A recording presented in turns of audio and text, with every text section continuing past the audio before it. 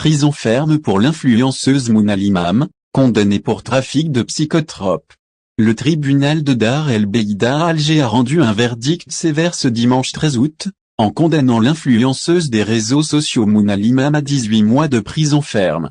La jeune femme, suivie par des milliers d'internautes, a été jugée pour possession et trafic de substances psychotropes, une affaire qui a rapidement fait le tour des médias algériens en raison de la notoriété de l'accusé. Affaire Mouna Limam, l'influenceuse écope d'une peine de 18 mois ferme. Les faits remontent à une semaine, lorsque Mouna a été arrêtée à l'aéroport Ouari Boumediene en possession de 32 comprimés hallucinogènes et d'une pièce de cannabis de 150 grammes. La jeune femme s'apprêtait à prendre un vol pour Bouira. Lors de son interrogatoire, elle a admis consommer régulièrement des substances psychotropes et fumer du cannabis. Elle a également reconnu s'être procuré ces substances auprès d'un certain Bekamal, un chauffeur clandestin basé à Oran, qui est l'un des deux autres accusés dans cette affaire. Outre la condamnation de Mouna Limam, le tribunal a également prononcé des peines sévères contre Bekamal et Kayassine, deux complices en fuite. Ils ont été condamnés à 10 ans de prison ferme et un mandat d'arrêt a été émis à leur encontre.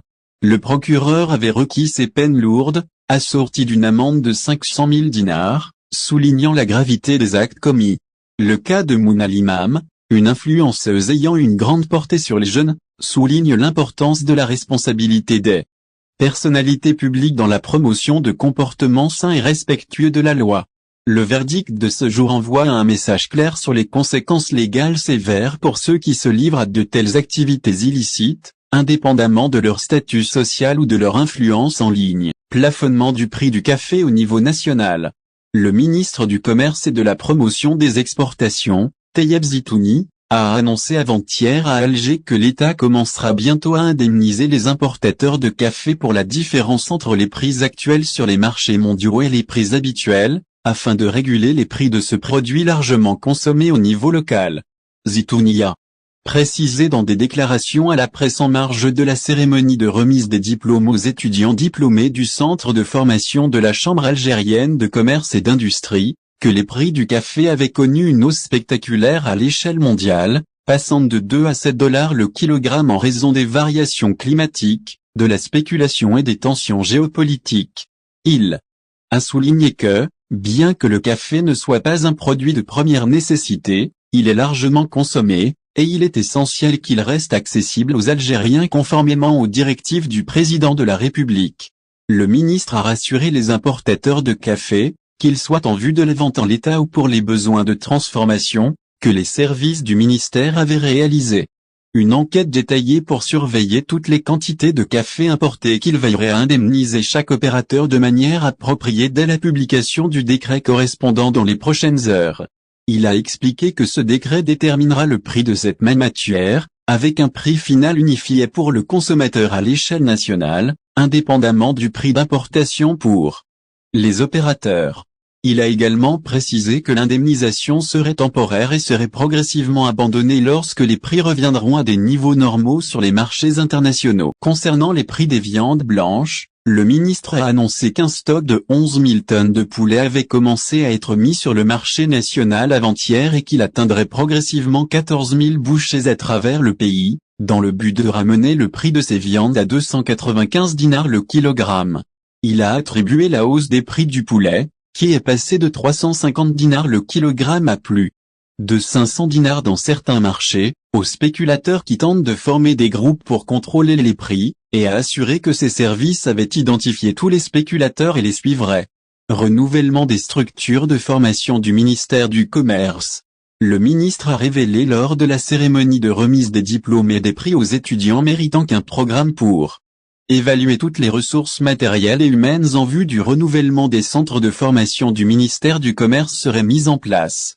Ce programme inclura la construction d'un grand institut répondant à toutes les normes internationales, qui sera mis à la disposition de la Chambre nationale de commerce et d'industrie pour remplacer le centre de formation actuel. Il a ajouté qu'un examen serait effectué sur l'aspect pédagogique de l'École supérieure algérienne des affaires, avec la définition de nouveaux objectifs pour la formation des étudiants, en soulignant que ces structures n'existaient pas pour réaliser des bénéfices matériels, mais pour l'encadrement et la formation. Après sa découverte sur les côtes algériennes, Gueïa Merba intervient concernant le corps présumé de son ancien coéquipier Abdelatif Akrif.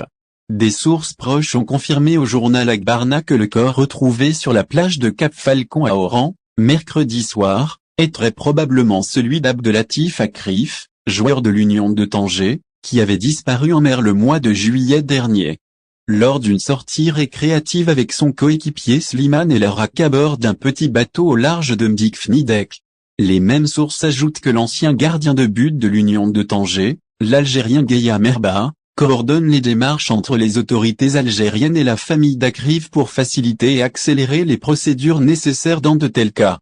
Les autorités algériennes ont transféré le corps à l'hôpital des Yeux à Oran immédiatement après sa récupération, où Gueïa s'est rendu pour examiner le corps, qui est supposé être celui de son ancien coéquipier Abdelatif Akrif, conformément aux procédures pour identifier les corps inconnus.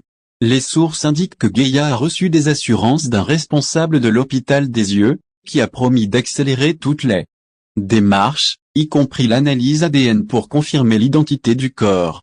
Une vidéo diffusée sur les réseaux sociaux montre le moment de la découverte du corps, qui présente des signes de décomposition et porte un short de bain semblable à celui qu'avait Abdelatif Akrif, renforçant l'hypothèse selon laquelle le corps retrouvé serait celui du joueur de l'Union de Tanger.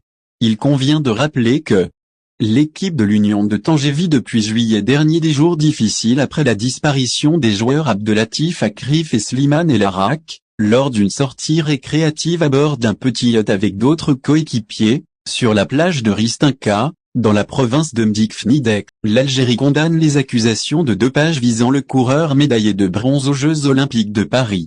Le comité olympique algérien a exprimé, samedi, son profond mécontentement face aux accusations portées contre le coureur algérien Jamal Siatati, qualifié de prise de position injustifiée par certains médias sportifs. Dans un communiqué, le comité a déclaré, quelques secondes après sa victoire en bronze sur 800 mètres aux Jeux Olympiques de Paris 2024, le héros algérien Jamal Senjati se retrouve confronté à des attaques injustifiées de la part de certains médias sportifs. Le communiqué ajoute, le comité olympique algérien exprime son profond mécontentement face à cette tentative malveillante visant à ternir la réputation de l'un de ses champions et a pris toutes les mesures légales pour le protéger. Le texte poursuit, Jamal Senjati a montré un talent exceptionnel et un grand esprit sportif sur la piste, méritant pleinement cet exploit. Toute tentative de mettre en doute son intégrité ou ses réalisations est une tentative de nuire à l'ensemble du sport algérien, et nous ne resterons pas les bras croisés face à ces attaques. Le comité olympique algérien a confirmé son soutien total au champion Jamal Senjati et à tous nos athlètes qui représentent l'Algérie sur la scène internationale. La revue française L'Équipe a révélé des enquêtes en cours concernant le coureur algérien Jamal Senjati et son entraîneur Amar Benida, portant sur des accusations potentielles de dopage dans le village olympique de Paris.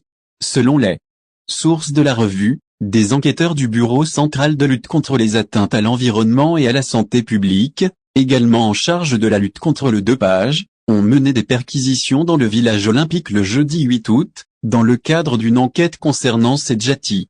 La revue française précise que cette perquisition a eu lieu 2 jours avant la participation de Senjati à la finale, sur la base d'une enquête ouverte par le bureau du procureur à Paris. Senjati a terminé à la 3e place de la course avec un temps de 1 minute 41, 50 secondes, derrière le Canadien Marco Haro, champion du monde, qui a remporté la médaille d'argent avec un temps de 1 minute 41, 20 secondes.